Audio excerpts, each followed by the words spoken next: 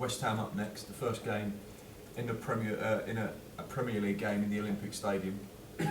Does that, in some senses, take the pressure and the focus off of you and enable you to go out and play, whereas West Ham are going to be more conscious of the fact it's first Premier League game in the new stadium, don't want to end in a bad result?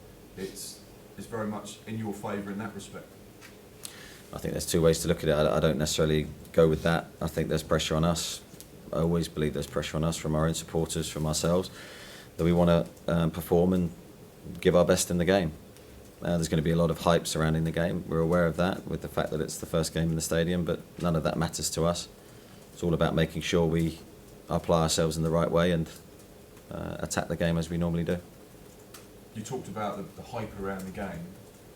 In some senses, because of the fact you just played Manchester United and it was Jose Mourinho's first Premier League game, and Pogba and Ibrahimovic, have you got the experience of dealing with that sort of circus around the match that perhaps could give you the added edge this weekend?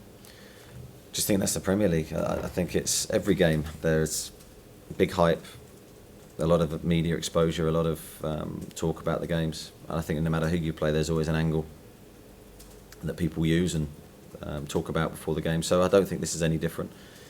I think it's very important that we're in the game from the early stages, that we're focused in the right way, because my experience with these games is if you're not, it can be very difficult.